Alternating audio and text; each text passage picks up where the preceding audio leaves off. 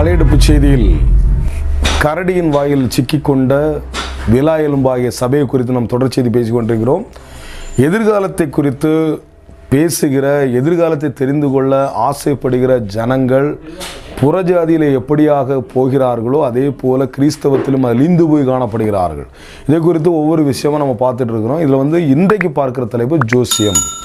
ஜோசியத்தை குறித்து தேவன் என்ன சொல்கிறாரு அப்படிங்கிறத பார்த்தா, ஏசாயா புஸ்தகம் 47:13 உன் திரளான யோசனைகளினால் நீ இளைத்து போனாய், இப்பொழுதும் ஜோசியரும் நட்சத்திரம் பார்க்கிறவர்களும் அமாவாசை காண்கிறவர்களும் எழும்பி உனக்கு நேரிடுகிறவைகளுக்கு உன்னை விலக்கி ரட்சிக்கட்டும் என்று சொல்லுகிறார். அப்போ உனக்கு நேரிடுகிறவைகளுக்கு உன்னை விலக்கி ரட்சிக்கட்டும் அப்படின்னா ஒரு ஜோசியக்காரனால் உன்னை ரட்சிக்க முடியாது என்று வேதத்தில் தெளிவான்ட்டு சொல்லியாச்சு. அப்போ ஜோசியக்காரன்னா என்ன, நமக்கு என்ன நாளைக்கு நடக்கும் அப்படிங்கிறத கணிச்சு சொல்கிறவன் தான் ஜோசியக்காரன். இவன் புறஜாதிகள் மத்தியில் அந்த ஜோசியம் எப்படி நம்பப்படுகிறது அப்படிங்கிறத குறித்து சில காரியங்கள் உங்களுக்கு சொல்லித்தரேன்னு அவங்களுக்கு புரியும்.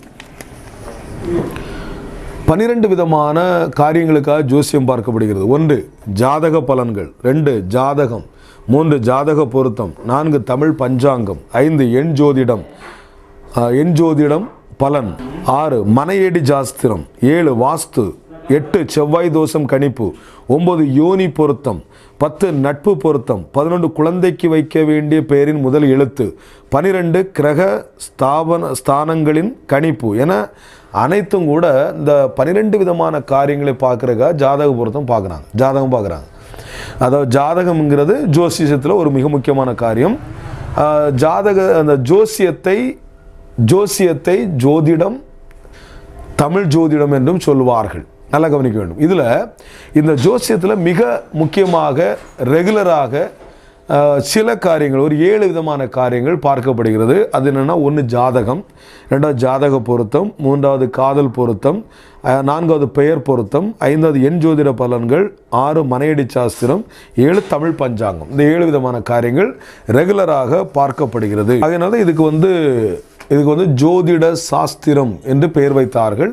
இந்த ஜோதிட சாஸ்திரம், அந்த ஜோசியம் பார்க்குறது எதுக்கு அப்படின்னா, எல்லாமே நாளைக்கு நம்ம நல்லா இருப்போமா நல்லா இருக்க மாட்டோமா அப்படிங்கிறத கணிக்கிறது. இன்றைக்கி இதே காரியம் நான் சொன்ன எல்லாமே, நாளைக்கு ஒரு பொண்ணை பார்க்குறோம் நல்லா இருக்குமா இல்லையா, நீங்கள் இப்போ ஜோம் பண்ணி சொல்லுங்கள்.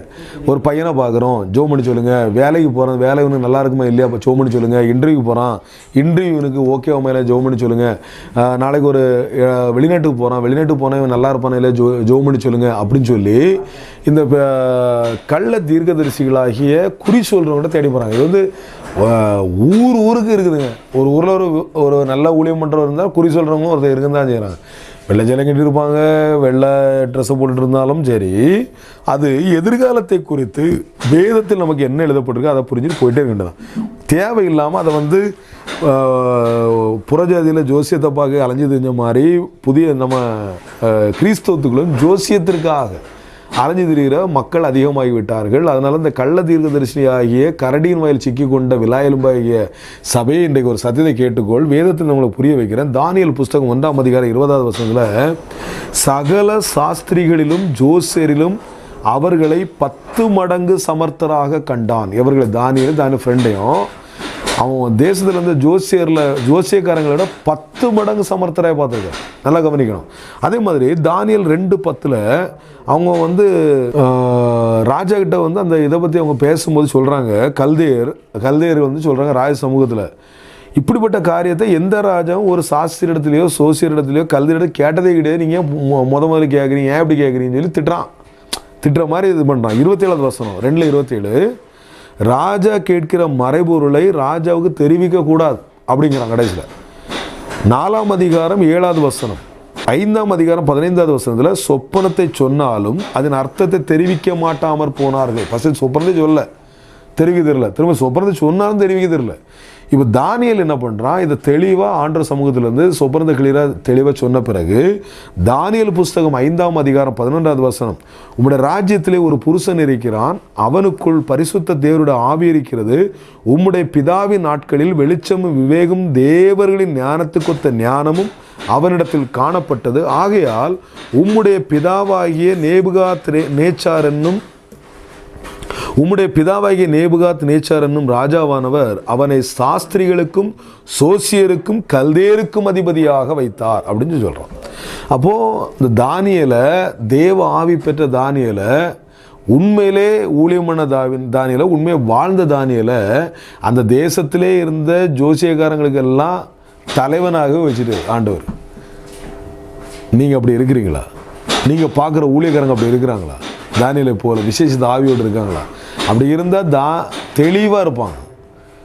ஜோசியக்காரனை விட கேவலமாக வாழ்க்கையில் நடக்க மாட்டாங்க, ஊழியம் பண்ண மாட்டாங்க. இன்றைக்கி நீங்கள் ஆன்லைனில் பார்த்தீங்கன்னா நீங்கள் பார்க்குற எந்த தீர்க்கதரிசிகளுமே நல்ல தீர்க்கதரிசி கிடையாது. ஏதோ ஒன்று குட்டாம்புக்கு நல்லது பண்ண சரியாக சொன்னாலும் 10 தப்பாக தான் சொல்லிகிட்டு இருக்காங்க. ஆனால் இனிமேலாவது ஜோசியம் என்கிற பேரிலே இந்த கள்ள தீர்க்கதரிசியில் போகாமல் உங்களை காத்து கொள்ளுங்கள். களையெடுப்பு செய்தியிலே மறுபடி இதை ஏன் சொல்கிறோம் என்றால், விலா எலும்பாகிய நீ இந்த கரடி கூட்டத்தில் மாட்டிக்கொண்டிருக்கிறார், நீங்கள் தப்புவிக்கப்பட வேண்டும் என்பதுதான் கர்த்தருடைய சித்தமாக இருக்கிறது. ஆகியிருந்த களையெடுப்பு செய்து மற்றொரு செய்தியில் காணும் வரை விடுதலை பெறுவது உங்கள் Francis Jegan. Praise the Lord.